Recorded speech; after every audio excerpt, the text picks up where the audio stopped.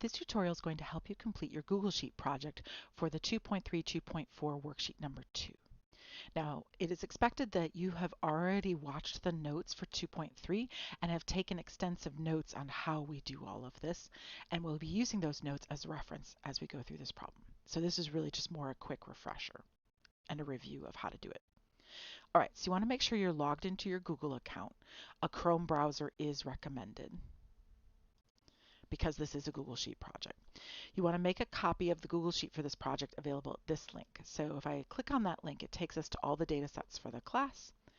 And then we want to click on the assignment for this one, which is 2.3 2.4 worksheet number 2, which is right here. And we click on that.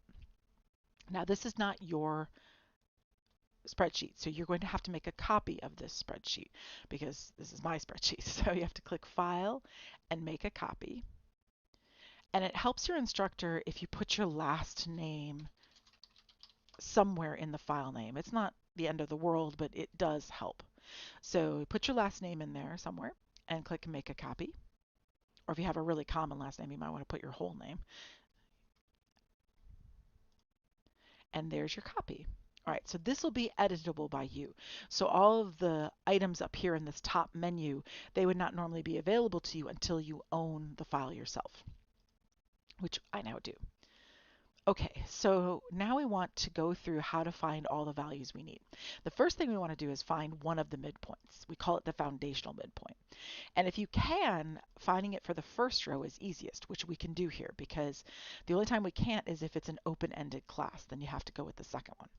All right, so we're going to go with the first one. So let's remind ourselves how to find the foundational midpoint.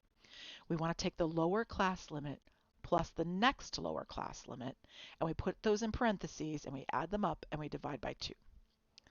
All right, so that's what we will do. So in the spreadsheet program, in this first cell, B2, I type equals and then parentheses. Don't forget the parentheses. That's one of the most important parts. Close your parentheses and then divide by 2.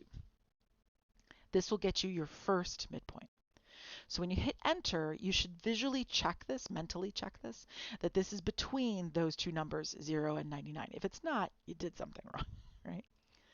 Okay, now how do we find the rest of the midpoints? Well, the rest of the midpoints, we take our foundational midpoint and we add our width and then we drag it down the column. And we also need our width. Our width is the distance between the lower class limits. So you find it by taking the next lower class limit minus the first lower class limit, or the previous lower class limit. Okay, so down here, I'm going to type that in. The class width would be equal to, all right, the lower class limit of the next class is 100, and the lower class limit of the first class was 0. And if you look at these values, that makes sense. 0, 100, 200, and so on. They're going up by 100, so the class width is 100. So here in cell B3, I click on that cell and I type equals B2. You can click on it, or you can just type it B2 because that's the column and that's the row, plus 100. That's the width. And then I hit enter. And again, this value should be between these two numbers. If it's not, you've done something wrong. All right, so now we want to drag it down. So we said in the notes, we want to drag this down the column. Okay, so to do that, you click on the cell that you already have the formula in, and it should show the formula. That's one of the things your instructor is looking for when they go to grade this. They want to be able to click on a cell and see the draggable formula. So it's up here in the formula bar, B2 plus 100. It's also there in the cell.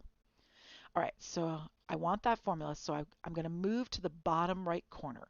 There's a little dot in the bottom right corner, and it turns your cursor from an arrow to a hand to a plus sign, and that's what you want, that plus sign. And you click with your left mouse button and you drag it down the column, and there you have it. Now, if you don't have a mouse, you can still do this. You can still use the pad in the middle of your laptop. I always find that frustrating. So another thing you can do is you can copy. So Control C or Edit Copy, and then down here you can paste. Control V, Control V, Control V. Right, or Command if you're on a Mac. All right, so all of these values should be between their respective class numbers, which they are. 450 is between 400 and 499. If it's not, you've done something wrong. Usually you have the wrong width, or you did this original midpoint incorrectly, or both. All right, the midpoints are done. Now we want to find the total for the frequencies. Now if I highlight all of them, it actually tells me in the bottom right corner that it's 226, but that's not sufficient for the project. We want to prove that we can do this with a formula. So if you type equals in the cell below the frequencies, it knows what you want. It thinks you want to sum, i.e. add, from C2 all the way down to C8, and it put a little orange box around them. And that is indeed what we want. So if we hit the tab button, where it says tab, so if you hit tab button on your keypad, you will have it. So you get 226. All right, now we want the relative frequencies. The relative frequencies are the frequencies divided by the total. All right, now there's two ways we can do this. We can take the frequency, which is C2, and we can divide it by the total as a number. So we could just write 226, or we can do cell referencing. But if we do cell referencing, we have to put dollar signs in to fix the reference, to lock it in place. That way it's a draggable formula. So if I type equals C2 divided by, and I could just type 226 if I want. Now what you don't want to do, and what some people sometimes do, sometimes Google does this, is it'll say C9. That's not appropriate. It is cell C9, but you have to lock it. Otherwise, it's not a draggable formula. And if Google fills it out for you automatically, don't take it. Go in there and put a dollar sign to lock the C in place and a dollar sign to lock the 9 in place. That's fixing the reference. Now when you hit enter, it fills them all in. It says, is this what you want? I filled all of them in for you. And it is, so you click the little check mark. If you forget to do it, it's fine. If you accidentally hit the X, you can just still go to the bottom right corner and drag it down. Now you don't need these values down here. I mean, the 1 is fine if you want to keep it, but it's not necessary. But you do want all these other values. Now I'm going to highlight all of them. So I move my cursor to the middle so it's an arrow, and then I click and drag down. Or if you click on cell D2, and then you hold your shift button and hit the down arrow several times. That will also work if you don't have a mouse. All right, you get them all blue. They're all highlighted. And then you click on the decrease decimal places button. And you decrease, decrease, decrease. If you go too far, don't worry. Just click on the increase decimal button right next to it, and there you have it. All right, now cumulative frequency is a little strange. The first cumulative frequency is always the same. So it's E2 equals C2. So in cell E2, we will always just be the same as C2, no problem. And then below that, we will use this formula, E2 plus C3. So what I'm saying is these two cells are going to be the same. So this is equal to that cell right there. You do not want this autofill. This is wrong. So you click the little X button. You want to reject that suggestion.